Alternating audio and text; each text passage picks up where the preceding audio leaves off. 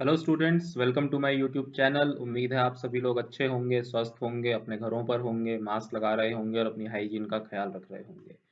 तो चलिए, सी सेट की लेक्चर सीरीज में हम टाइम एंड डिस्टेंस शुरू कर चुके हैं। आज हम लोग डिस्कस करेंगे पार्ट टू में डिस्कस करेंगे हम लोग किस चीज़ के बारे में, रिलेटिव स्पीड के बारे में।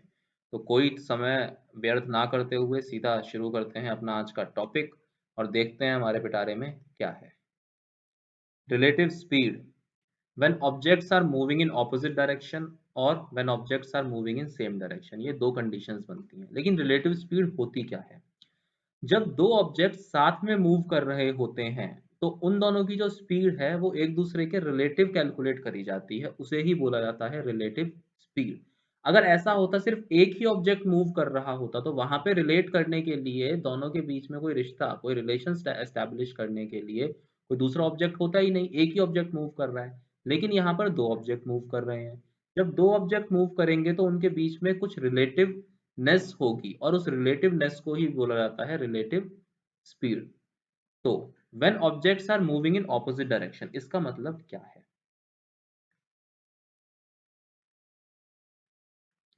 ये ए है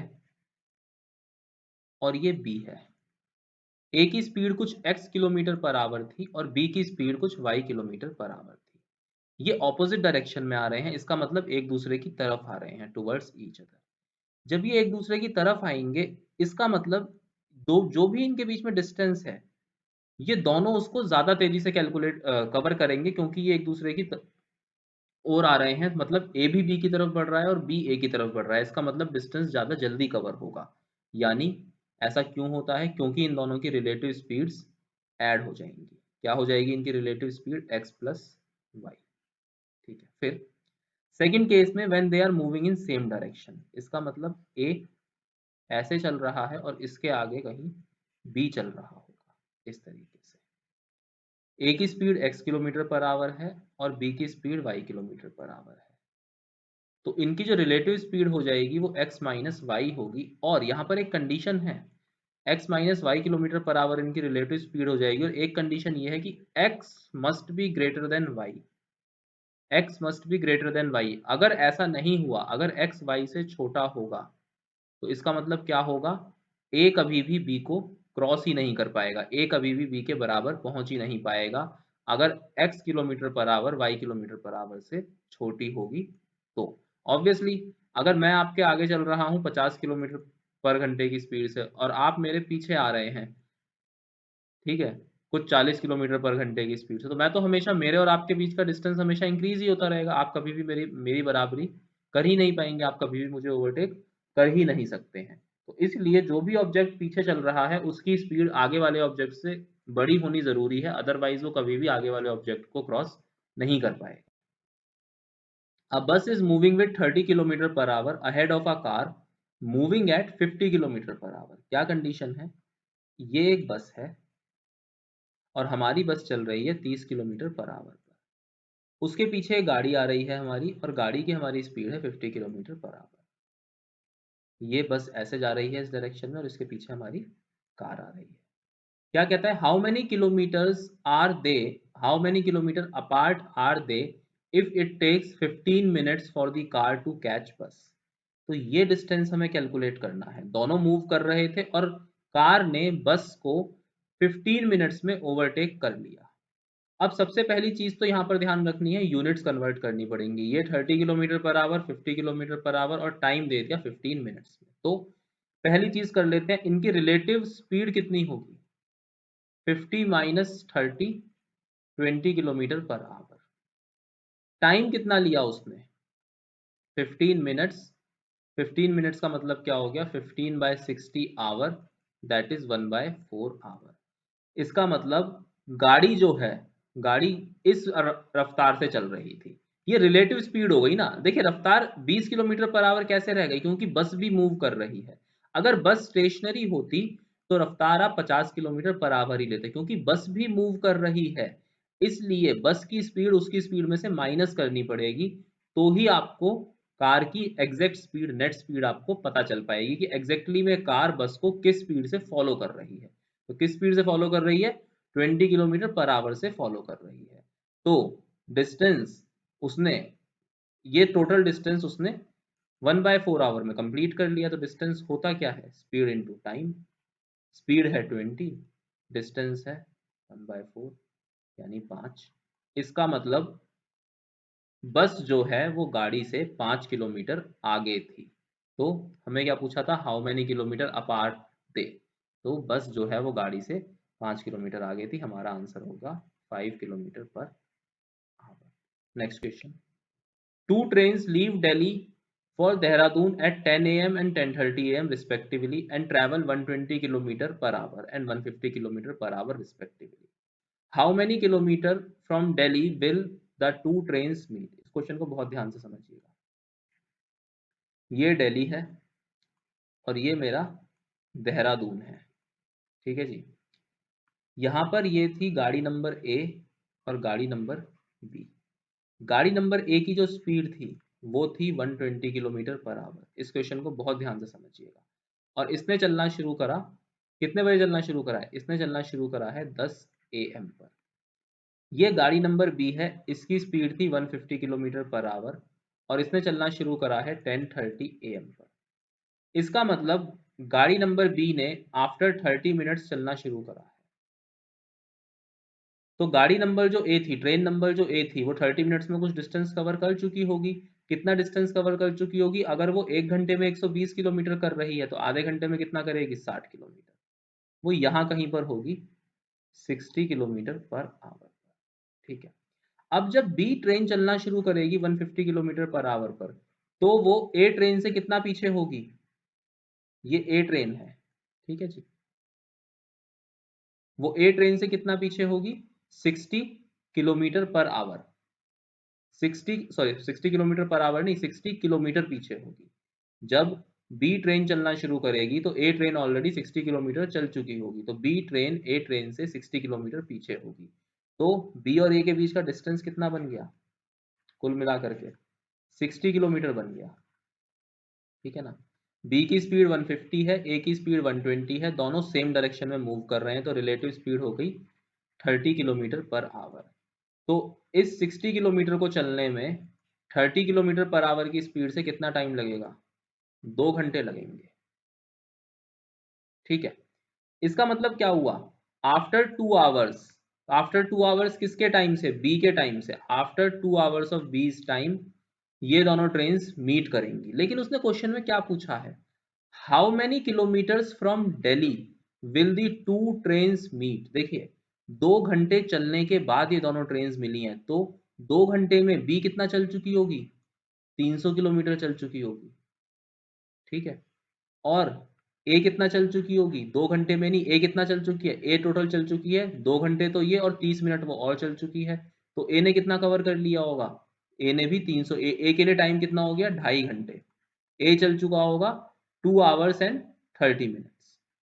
तो इन टोटल ये दिल्ली से कितने किलोमीटर दूरी पर मिलेंगे, 300 किलोमीटर दूरी पर मिलेंगे, ठीक है।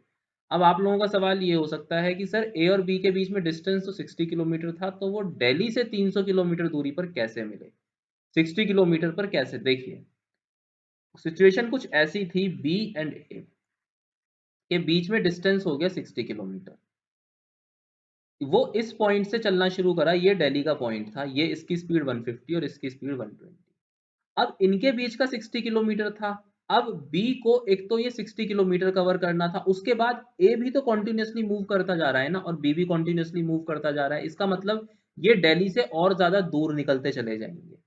तो जैसे जैसे ये डिस्टेंस इनके बीच का कम होता रहेगा, ए आगे और डिस्टेंस ट्रेवल करता रहेगा, तो कुल डिस्टेंस वो कितना हो जाएगा, जितना डिस्टेंस बी 2 घंटे में चलेगा, यानी 300 किलोमीटर इज द आंसर। अगर अभी भी किसी को ना समझ में आए तो वो मेरे को यहाँ पर मेल कर देना, मैं इस क्वेश्चन को एक बार फिर से उन्हें एक्सप्लेन कर दूंगा पर्सनल सेशन में, ठीक है। क्योंकि अक्सर ये क्वेश्चन स्टूडेंट्स को एक बार में समझ में नहीं आता है। तो इसका आंसर कितना है, वो दिल्ली से कितने किलोमीटर की दूरी पर मिलेंगे, 300 किलोमीटर की दूरी पर। Next question, Ram and Sita are walking towards each other with the speed of 8 km and 2 km per hour respectively over a 160 km long road. How soon will they meet? अब देख लीजिए, ये राम जी थे ये सीता जी थी, इनके बीच में डिस्टेंस था 160 किलोमीटर का, ठीक है।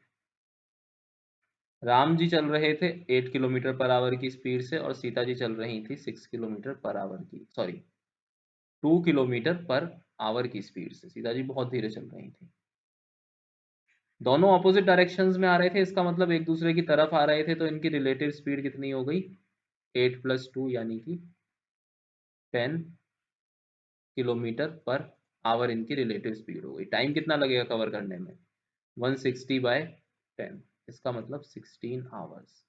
तो after 16 hours they will meet, इसका मतलब अगर उन्होंने सुबह 8 बजे चलना शुरू करा था तो वो रात को 12 बजे एक दूसरे से मिलेंगे। After 16 hours they will meet, 16 hours is the answer. Next देख लेते हैं। Two trains leaves Delhi at same time in opposite direction at 60 kilometre per hour and 40 kilometre per hour. After how many hours will the trains be 150 kilometre apart. देखिए ये दिल्ली था, train number A ऐसे चलना शुरू हुई और ट्रेन नंबर बी यहाँ से ऐसे चलना शुरू हुई। ट्रेन नंबर ए की स्पीड थी 60 किलोमीटर पर आवर और ट्रेन नंबर बी की स्पीड थी 40 किलोमीटर पर आवर। दोनों एक दूसरे के ऑपोजिट डायरेक्शन में जा रहे हैं, इसका मतलब रिलेटिव स्पीड ऐड होगी क्योंकि वो दुगनी तेजी से एक दूसरे से दूर जा रहे हैं। तो ए प्लस बी की स्पीड क्या हो गया, 60 + 40, रिलेटिव स्पीड आपकी हो गई 100 kilometre per our. 100 kilometre per our की स्पीड से डिस्टेंस कितना कवर करना है उन्हें, 150 किलोमीटर, यानी कितनी देर के बाद वो एक दूसरे से 150 किलोमीटर की दूरी पर हो जाएंगे। तो क्या हो गया, टाइम कितना हो गया, डिस्टेंस अपॉन स्पीड, यानी 150/100 आफ्टर 1.5 आवर्स, यानी 1 hours and 30 minutes.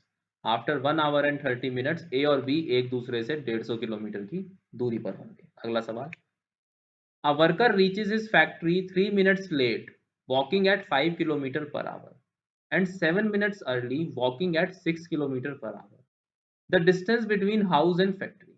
Find it. क्या हमें फाइंड करना है, हमें घर से लेके फैक्ट्री तक का डिस्टेंस फाइंड करना है। अब यहाँ पर एक चीज समझ लीजिए, सपोज करते हैं वर्कर को जो फैक्ट्री पहुंचना था वो एग्जैक्ट 8 बजे पहुंचना था, उसे 8 AM पर पहुंचना था। अच्छा, अब वो कहता है जब वर्कर चला 5 किलोमीटर प्रति घंटे की स्पीड से तो वो 3 मिनट की देरी से पहुंचा, यानी कि एट 5 किलोमीटर वो कितने बजे पहुंचा होगा, 8:03 पर पहुंचा होगा। And at 6 kilometre per hour वो 7 मिनट अर्ली पहुंच गया, यानी कितने बजे पहुंच गया वो, 7:53 पर पहुंच गया। इसका मतलब इस स्पीड से जो उसने टाइम लिया t2 टाइम और इस स्पीड से जो उसने टाइम लिया t1 टाइम, दोनों के बीच में कितने का डिफरेंस हो गया, यहां पर आप देखिए 10 मिनट्स का डिफरेंस है, यानी कि t2 - t1 जो है वो कितना है, 10 मिनट्स है। 10 मिनट्स का मतलब कितना हो गया, 1/6 आवर्स हो गए सीधे सीधे से। अब भाई हाउस से लेके फैक्ट्री तक का डिस्टेंस मैंने x सपोज कर लिया, तो पहले ये डिस्टेंस चला 5 की स्पीड से, तो t1 कितना हो गया, t1 आपका हुआ x/5 और t2 कितना हुआ x/6। ये वाला टाइम क्या है, बड़ा है, और ये वाला टाइम छोटा है, क्योंकि यहाँ पर उसको ज्यादा टाइम लग रहा है ना, तो t2 टाइम बड़ा है, t1 टाइम छोटा है। तो क्या हुआ, x/6, सॉरी t1 टाइम बड़ा है, t1 टाइम बड़ा है क्योंकि t1 पे उसे 3 मिनट एक्स्ट्रा लगे हैं। तो x/5 माइनस x/6 यहाँ पर होगा, माफ कीजिएगा, यहाँ पर होगा t1 - t2, क्योंकि t1 टाइम जो है वो बड़ा है, 8:03 लगे हैं यहाँ पर 7:53 पे पहुंच गया। तो x/5 minus x/6 is equal to 1/6। तो ये क्या होगा, इन दोनों का एलसीएम लीजिए, एलसीएम आएगा 5 और 6 का 30, सीधा सीधा सा 5 6 यानी 6x minus 5x is equal to 1/6। तो ये तो हो गया यहाँ पर 5, इस 5 को इधर ले जाइए, तो x is equal to 5 kilometre is the answer. ठीक है जी, कैसे करा, हमने एक टाइम लेट कर लिया कि उन्हें 8 बजे फैक्ट्री पहुंचना था, जब 5 किलोमीटर से चला तो 3 मिनट ज्यादा लगे, यानी 8:03 पर पहुंचा वो। जब 6 किलोमीटर से चला तो 7 मिनट ज़्यादा लगे, यानी कि 7:53 पर पहुंचा, यानी दोनों के बीच में डिफरेंस कितने टाइम का आ गया, 10 मिनट का डिफरेंस आ गया। ठीक है जी। तो जो T1 टाइम था और जो T2 टाइम था, जितना टाइम उसे T1 पे लगा और जितना टाइम उसे T2 पे लगा, उन दोनों के बीच में 10 मिनट का डिफरेंस हो गया, यानी 1/6 आवर्स का हो गया। T1 पे टाइम लगा x/5, T2 पे टाइम लगा x/6, x/5 minus x/6 is equal to 1/6। तो वहां से x की वैल्यू आ गई आपकी 5 किलोमीटर। तो घर से फैक्ट्री कितनी दूर थी, 5 kilometre. Thank you for watching this lecture. आपको पता है जो भी डाउट्स हों उसके लिए आप मुझे इस ईमेल आईडी पर लिख दीजिएगा अपने फ़ोन नंबर के साथ, आई विल कॉन्टैक्ट यू। उसके बाद लाइक शेयर सब्सक्राइब कर दीजिएगा, बेल आइकन दबा दीजिएगा, और टेलीग्राम का लिंक आपको डिस्क्रिप्शन में मिल जाएगा, वहाँ से आप स्लाइड्स डाउनलोड कर सकते हैं और काफ़ी सारी चीज़ें आपको टेलीग्राम चैनल पर और भी मिलती रहेंगी जो आपके लिए यूज़फुल होंगी। Thank you, stay at home, stay safe, take care of yourself and your family.